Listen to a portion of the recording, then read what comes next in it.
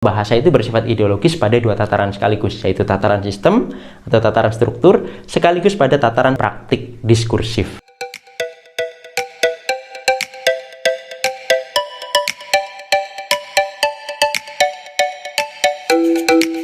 Halo, saya Rahmat Putuguran dari jurusan Bahasa dan Sastra Indonesia Universitas Negeri Semarang.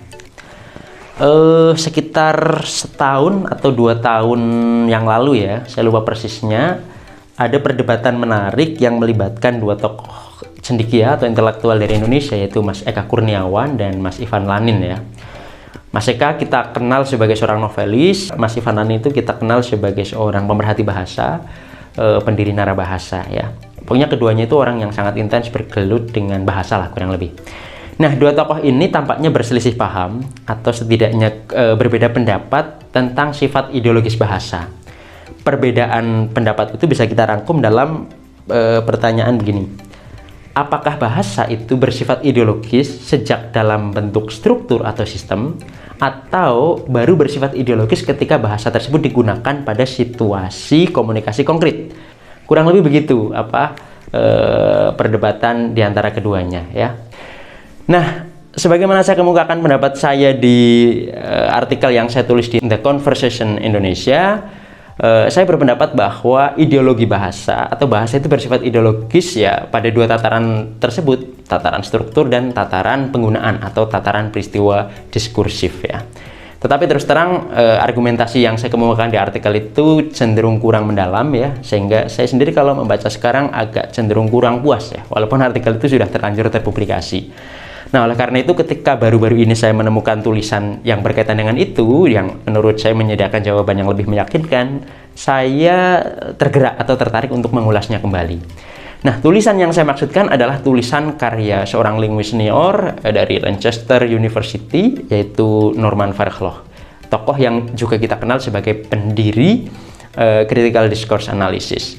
Tulisan itu ada dalam buku Critical Discourse Analysis, Critical Study of Language gitu ya. Dalam salah satu bab di buku itu Norman Vergloch berbicara khusus tentang language and ideology, yang mempertanyakan di mana sebenarnya sifat ideologis bahasa.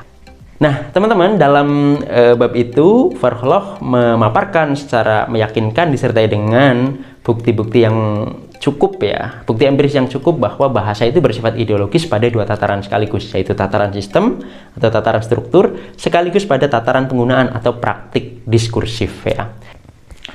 Sekarang kita coba pertanyakan, betulkah bahasa itu bersifat ideologis sejak masih dalam bentuk sistem atau struktur? Vergloch di sini menguraikan bahwa apa yang kita sebut sebagai sistem atau struktur biasanya juga kita sebut sebagai kode, sebagai formasi. Tetapi pada intinya apa yang kita sebut sebagai struktur itu bahasa dalam tataran lang gitu ya. Sementara bahasa pada tataran praktik diskursif itu bahasa pada tataran parol ya, yang sifatnya sangat konkret. Nah, mari kita jawab pertanyaan pertama. Betulkah bahasa itu bersifat ideologis sejak masih berbentuk struktur atau sistem gitu ya? Nah, Vergloch di sini menguraikan bahwa apa yang kita pahami sebagai sistem bahasa, sebagai struktur bahasa hari ini adalah satu hasil yang diperoleh dari proses yang panjang. Kalau kita melakukan penelitian secara diakronis, kita bisa tunjukkan bahwa sistem bahasa itu sebenarnya adalah satu kesepakatan yang diperoleh melalui perdebatan, melalui sengketa, melalui otak-atik ya, yang secara historis itu mempertemukan berbagai kepentingan. Nah, apa yang hari ini kita terima sebagai sistem yang benar, sistem yang wajar, sistem yang efektif, yang baik, yang bagus, adalah salah satu saja dari sekian banyak sistem yang pernah hadir ya. Tetapi sistem ini kemudian menjadi sistem yang dominan sehingga seolah-olah itu satu-satunya yang pernah ada. Nah, karena sistem bahasa itu sendiri merupakan proses yang menyejarah, yang melibatkan berbagai kepentingan, di dalam sistem itu sendiri ada nilai-nilai, ada keyakinan-keyakinan, ada ideologi-ideologi yang terbenam atau hadir secara implisit. Ideologi ini kadang-kadang bisa kita temukan kembali ya, kita bisa gali kembali, atau kita bisa telusuri keberadaannya. Tetapi kadang-kadang juga sangat sulit untuk kita sadari keberadaannya karena sudah menjadi bagian dari make sense kita, sudah menjadi bagian dari akal sehat kita, sehingga sulit sekali kita temukan. Tetapi pada prinsipnya di dalam sistem bahasa itu sendiri ada keyakinan-keyakinan, ada ideologi, ada nilai-nilai yang dibenamkan secara implisit. Saya ingin menyodorkan contoh ya, dengan membandingkan sistem bahasa Indonesia dengan bahasa Inggris. Dalam sistem bahasa Indonesia, kita menggunakan formasi dijelaskan menjelaskan atau DM ya. Sementara dalam bahasa Inggris kita menggunakan formasi menjelaskan dijelaskan atau MD gitu ya. Pilihan untuk menggunakan DM atau MD itu kan pilihan yang pada mulanya itu bersifat ideologis, yang pada mulanya bersifat politis. Dalam hemat saya, ketika kita memutuskan untuk menggunakan MD atau DM, kita mempertimbangkan aspek-aspek mana yang perlu kita tonjolkan, aspek-aspek mana yang perlu kita dahulukan, aspek-aspek mana yang perlu kita kemukakan di awal. Ya. Nah, keputusan untuk menonjolkan yang mana, mengutamakan yang mana, dan memperiferikan yang mana, itu kan keputusan yang sebenarnya bersifat ideologis.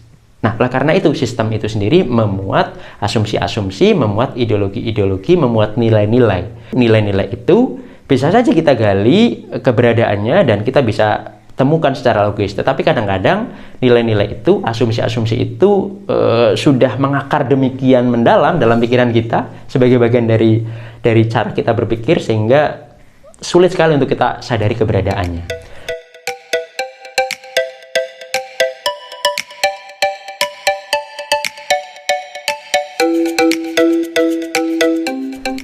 Nah, yang kedua, bahasa itu ya bersifat ideologis ketika digunakan dalam satu praktik komunikasi yang konkret di masyarakat. Kalau ini saya kira kita semua sepakat lah ya bahwa bahasa itu ketika digunakan di masyarakat dalam situasi konkret ya memang bersifat ideologis, bersifat politis.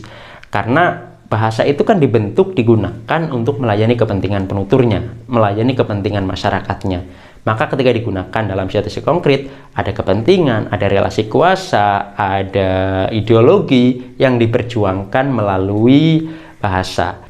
Ideologi semacam apa, keyakinan-keyakinan semacam apa, dan kepentingan apa yang kita perjuangkan dalam berbahasa itu biasanya sangat mempengaruhi bentuk bahasa yang kita gunakan gitu ya. Misalnya apakah kita menggunakan tuturan yang santun atau tuturan yang kurang santun, apakah kita menggunakan tuturan langsung atau tidak langsung, yang harfiah dan non harfiah, itu sangat tergantung pada relasi kekuasaan, bergantung pada nilai-nilai, bergantung pada ideologi yang kita yakini.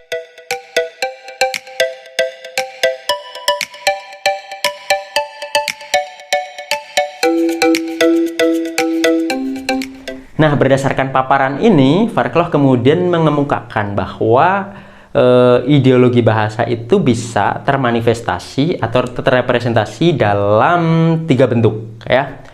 Yang pertama pada makna. Menurut saya ini jelas karena berdasarkan triangle of meaning yang dikemukakan oleh Ogden dan Richards, makna itu kan terbentuk atas hubungan tripartit ya, atau hubungan segitiga antara petanda, penanda dengan konsep itu ya. Dan konsep itu sendiri melibatkan properti kognitif, properti intelektual, properti ideologis gitu ya. Ingatan, keyakinan, pengalaman, kesadaran itu sangat terlibat dalam lahirnya makna. Yang kedua, sifat ideologis bahasa itu bisa kita telusuri keberadaannya dalam bentuk ya. Sekali lagi saya sampaikan bahwa bentuk bahasa itu biasanya menyesuaikan dengan nilai-nilai, dengan kepentingan, dengan tujuan yang ingin diraih oleh penuturnya. Bentuk-bentuk bahasa itu bisa sangat bervariasi karena kepentingan yang dilayaninya itu juga sangat beragam ya. Dan yang ketiga, sifat ideologis bahasa itu terrepresentasi dalam gaya. Gaya itu tampaknya remeh-temeh tetapi sebenarnya ideologis. Karena gaya semacam apa yang kita pilih ketika bertutur itu yang menunjukkan kepentingan kita, menunjukkan keyakinan dan nilai-nilai kita. Ada orang yang cenderung bergaya asertif karena berpendapat bahwa keterus-terangan itu lebih penting daripada kesantunan. Sebaliknya, ada orang yang cenderung menggunakan gaya-gaya yang eufemistik karena meyakini bahwa kesantunan, harmoni sosial, dan sebagainya itu lebih utama daripada ketegasan. Misalnya begitu. Gaya-gaya ini sebenarnya merepresentasikan nilai-nilai, merepresentasikan kepentingan, merepresentasikan tujuan ideologis tertentu yang tersimpan di balik benak penggunanya. Baik pengguna secara individu maupun pengguna dalam pengertian yang lebih luas, yaitu masyarakat penutur.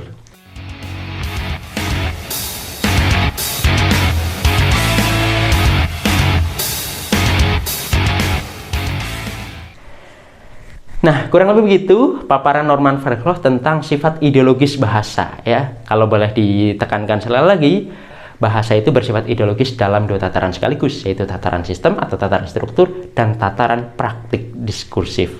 Kita ketemu lagi di kesempatan yang akan datang bersama saya Rahmat Petuguran. Assalamualaikum warahmatullahi wabarakatuh.